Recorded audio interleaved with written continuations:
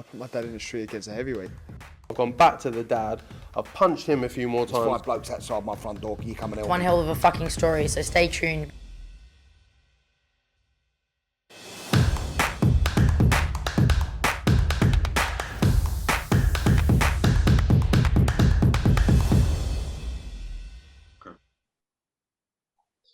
This is Umar Ahmed for IFL TV, proudly sponsored by Everlast. I'm joined by Gareth A. Davies. What on earth is going on with Chris Eubank Jr. and Conor Benn? Give us the latest, please, Gareth. Well, I've just come off a few calls relating to Eubank and Benn, and you know, as I have unfortunately sounding like Eddie Hearn for the last 3.5, 4 weeks. This contract has been so close to being signed and finished and dealt with so many times. A couple of false leads at the start. Look, this fight is going ahead as far as I'm concerned. It's a fight that makes sense for both of them. It's a huge fight in the UK. It's a mainstream crossover fight. I think we're just waiting for a few final details. There are a lot of moving parts, a lot of people with vested interest. But I reckon we're getting this fight in October. I reckon it'll be in London at a big venue in London, and I think they'll fight twice. You know, I do. I just got this feeling about this fight. They'll fight twice, and the second fight will be at West Ham. You know, West Ham United's football ground. Just got that feeling about it. It'll be controversial. They'll go 12 rounds. I'll put it all in, and people want to see a second fight between them. You know, we know about the catch weight. Sorry to interrupt, but we know about the catch weight. It's around 156, 157, whatever it is. Maybe that's changed in the last couple of days. But like you, I've been waiting and waiting and waiting for this to be announced, you know. Well, these reports and rumours, I think, started circulating around a month ago. And then really they spiralled further through one of our interviews where you had heard and declared that the fight was signed. However, when you speak to anyone official, i.e. Kalle Sauerland or Eddie Hearn, they're very dismissive when you ask them why this fight's been delayed. They're saying it's not been delayed. So why do you think they're playing that game? Because these rumours have been going around for a long time. I'd like to say it's just because this is what happens in boxing negotiations. You know, look at the build-up to Anthony Joshua and Alexander Usyk. Joshua announced as having a multi-year, multi-fight deal with DAZN in mid-June. Might have been early June even, like the first week of June, end of the first week of June. And then Sky get the bidding rights, or when the high stakes bidding. That's not announced till a month before the fight. The undercard's announced before the broadcasters announce. Because there's a lot of moving parts and there's a lot of rights issues and a lot of rights to image rights, and you know, AJ's got image rights with DAZN. And I think it's pretty similar with, you know, who's Chris Eubank got a deal with. You know, he's been fighting on Sky. He's managed by the Sauerlands, promoted by the Sauerlands and Wasserman. He's kind of crossing codes a little bit with promoters. Eddie Hearn wants to get the deal right. It's going to be on DAZN, clearly.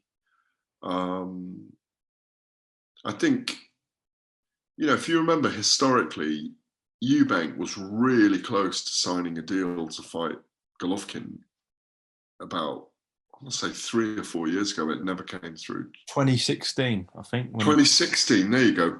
And because I think in the end, Chris Senior had explained that they wanted another $1 million or something like that, another $1 million for it. That fight may never happen now.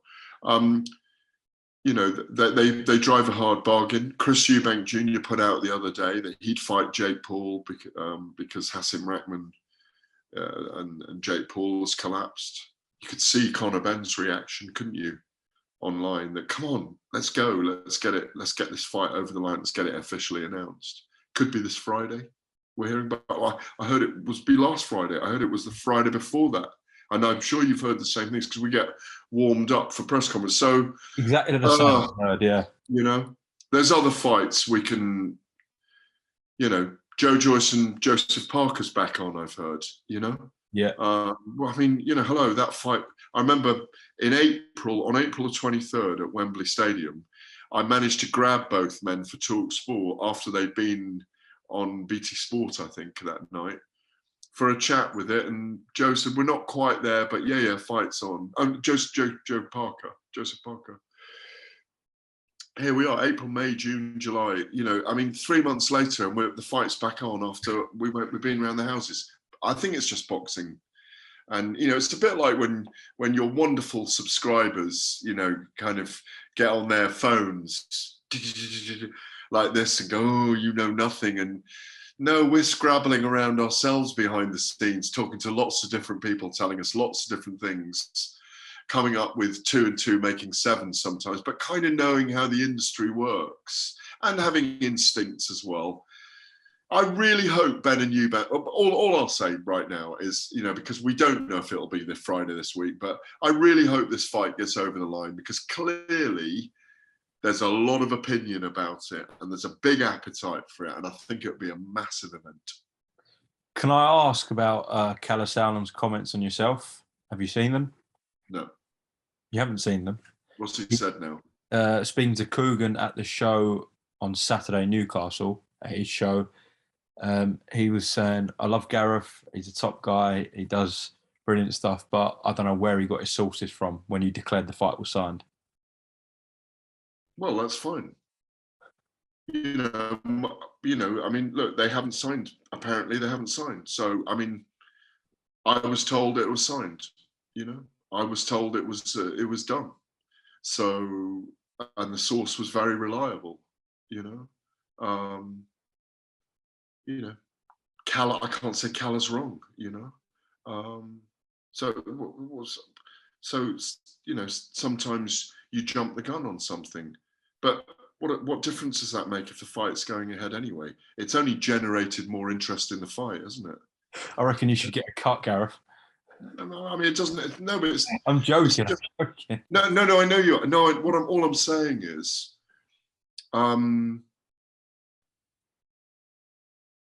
people tell you things for a reason, because they want it out there. Now, moving on from Eubank-Benn, I heard a couple of weeks ago, and I'm sure you heard a while before as well, that Daniel Dubois hadn't been paid anything by Don King.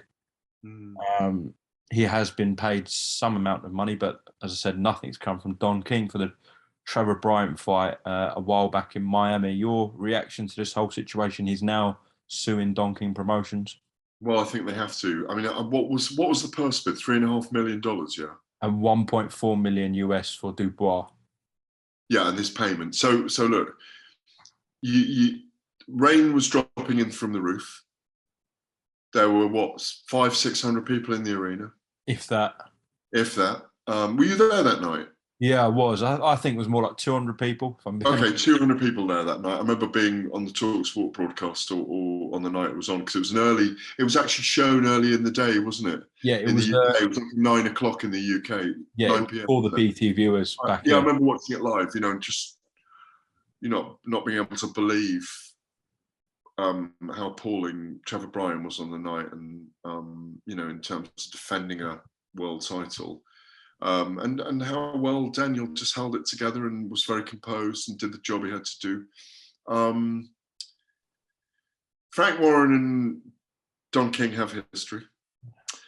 The monies look too high. The purses looked too high for me anyway. I hope he gets all his money. It's very disappointing.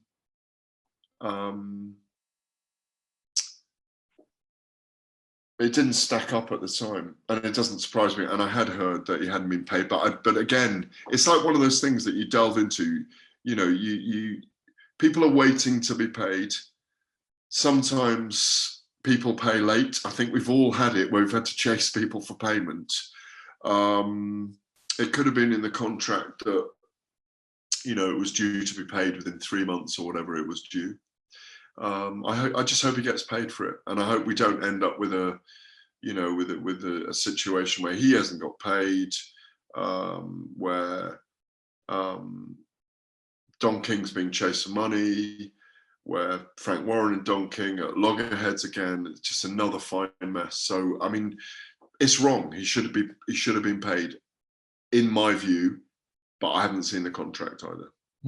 Just state as well that 1.4 million US for Daniel that I refer to, that is without US taxes and sanctioning fees, that they've got to be deducted. So, but has anyone revealed exactly what he's been paid so far or not? I know, but I don't. Spoke to Frank Warren about it. People at their office. I know the figure that Daniel's been paid, but I can't really say. No, fair enough. What I'm saying is, has he been paid in increments? I mean, look, this is stuff that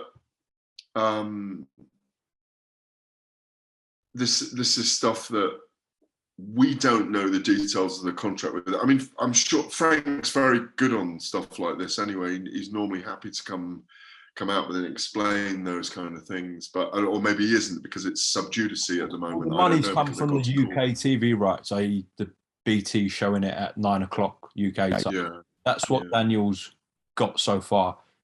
BT did a deal with Don King Promotion, put up some money for Daniel's person. That's what he's got. But in terms of Don's side of things, nothing's come through. And as I said, that 1.4 million US, just to clarify, is the sanctioning fees and the US taxes that is deducted from Daniel's purse. So you're looking at what, like something like $900,000 US dollars. Apologies about that.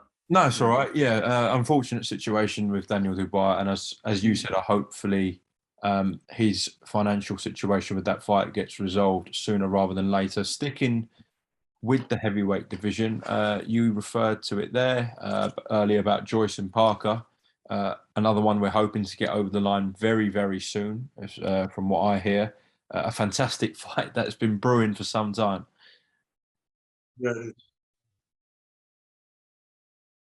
Yeah, it is. I mean, look, it's gone hither and thither, isn't it? Unfortunately, I'm really glad it's back on. It's a good fight for both men. It's a particularly good fight for Joe Joyce, I think,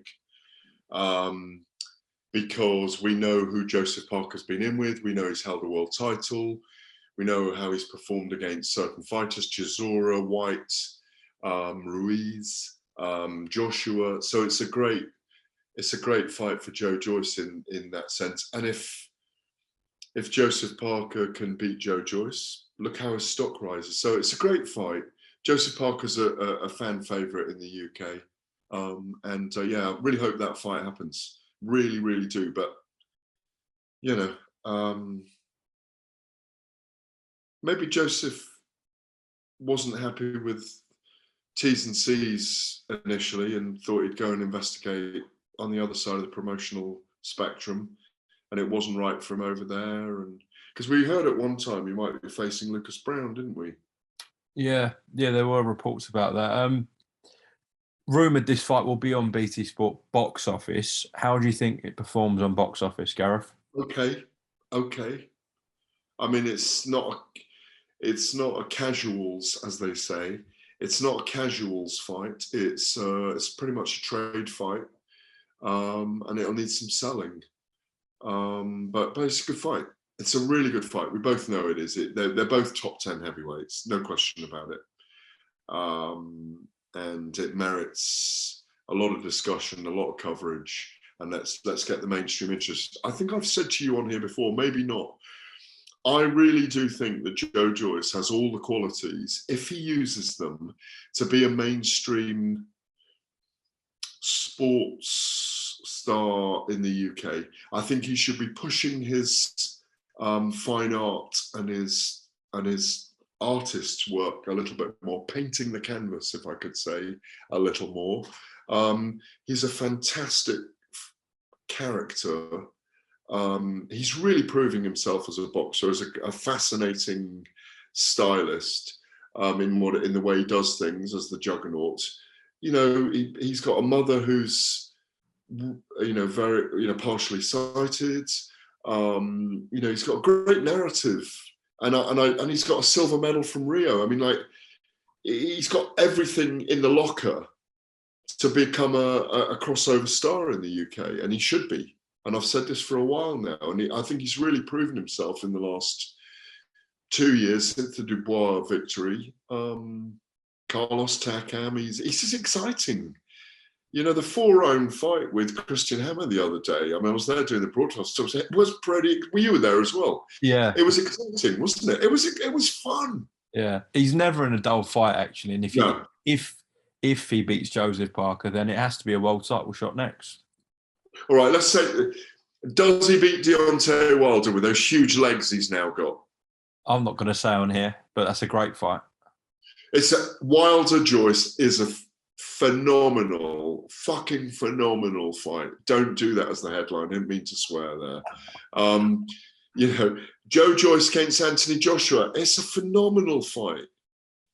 The Juggernaut against Tyson Fury is a great fight. The Juggernaut versus Dillian White is a great fight. You know, maybe those 4 fights are better than the Joe Parker fight, the Joseph Parker fight. Well, they probably are. But there's loads of great fights from at heavyweight. He matches up really well against so many people.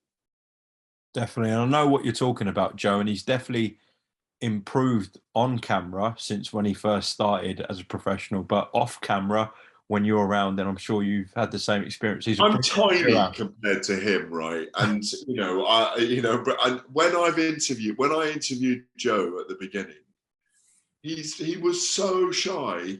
He almost moves backwards while you interview him. Do you know what I mean? If you haven't got pinned against a wall, do you know what I mean? Have you experienced that? Yeah. He's a beautiful human being. He's a wrecking ball in the gym, in the ring. He's quite vulnerable in terms of being hit, but he's so fascinating. That style of his is so fascinating. Easy to hit, probably the best chin in boxing. He's proven so far, certainly in the heavyweight division. Maybe he and Tyson Fury. I'd like to see whether he can withstand that punch from Wilder. Imagine Wilder hitting him with his biggest punch, and he just shakes himself down and comes on. I mean, that is box office. Yeah, exactly. So he's got box office in him, is what we're talking about, and yeah, Joe's got, and he hasn't got time to waste, you know, because he's 36, Joe, 35, 36. So yeah, good stuff. Last one to close off, again, heavyweight division, and perhaps another BT Sport box office fight. Strong reports going around that Fury and Chisora are trying to lock in a 3rd fight for the end of the year. Your thoughts? Yeah, well, you know my thoughts on that. Have we done an interview since I did a piece on Tyson Fury fighting the world's strongest man? No, we haven't done anything. No. Well, I mean, right. Well, so when I was in Bristol with Tyson, he was speaking to Hafthor Bjornsson's people that night about fighting the world's strongest man, which is a fight we'd all watch. It was a bit of fun. I don't know if that's fallen through. They were talking about doing it in front of 70,000 people at football stadium, making a big event of it. It was also, on stage that night and in the green room, I asked Tyson about Dereck Chisora.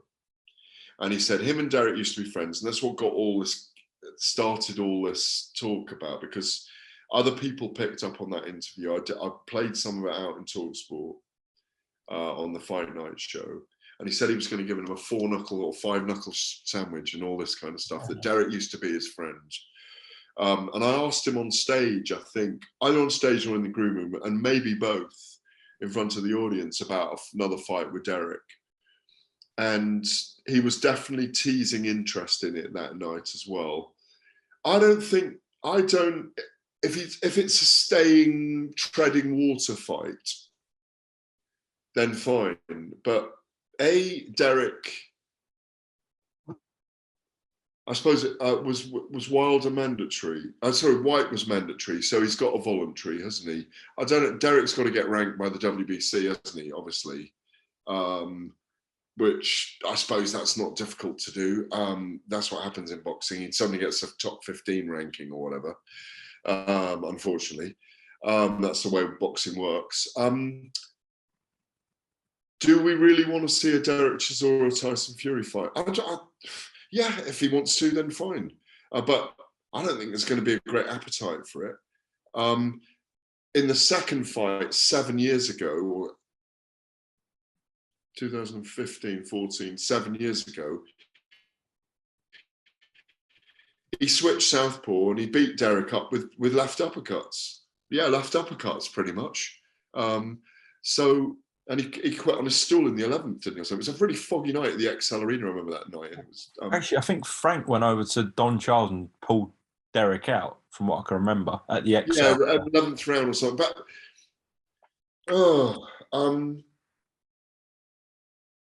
there's better fights out there for Tyson Fury than Dereck Chisora. Look, let's see what happens on August the 20th, yeah? Between Alexander Usyk and Anthony Joshua. Because I think that might jiggle everyone into a bit of sense, let's say. And I spoke to Gennady Golovkin, actually, by the way, this week on Zoom. And I'm a huge fan of, I'm not a fan, I won't call myself a fan, but I've been a great admirer of his down the years. I've spent a lot of time around him and at his fights. And he said, I asked him about Usyk and Joshua, just to give you this. And he said, I don't normally give advice to other fighters and tell them what they should do. He said, but if I were Anthony Joshua for this fight, I'd really try and look for the wild animal in myself, because I think that's the best opportunity. He means in an educated way, of course, educated pressure way, because, you don't want to be too reckless, but I thought that was interesting.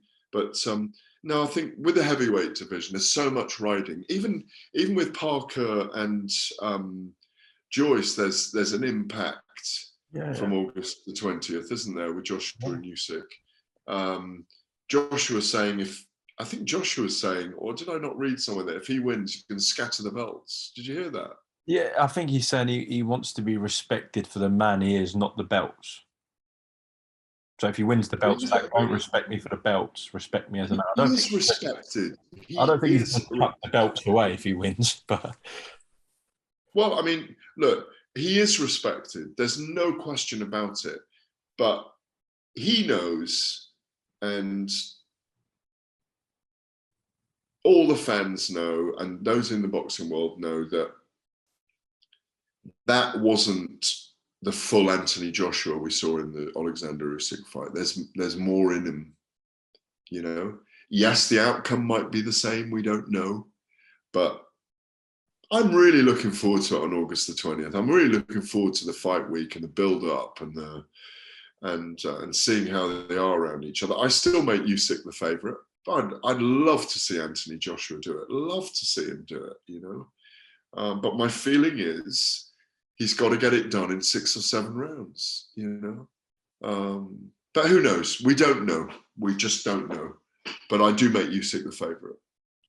Gareth, appreciate your time, and the next time we'll speak, hopefully we'll be in Saudi Arabia on Usyk Joshua Suing fight week. All right, thank you very much. Yeah, lovely, very discursive chat today. Great to see you as always. Likewise, Gareth, top man. Yeah, I put my dad in the street against a heavyweight.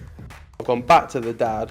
I've punched him a few more There's times. 5 blokes outside my front door. You coming in? One hell of a fucking story, so stay tuned.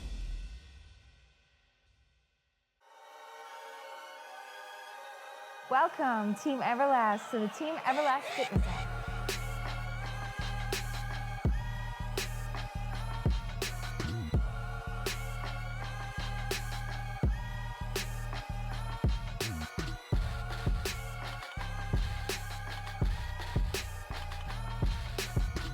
Download the Everlast Fitness app and find your greatness within.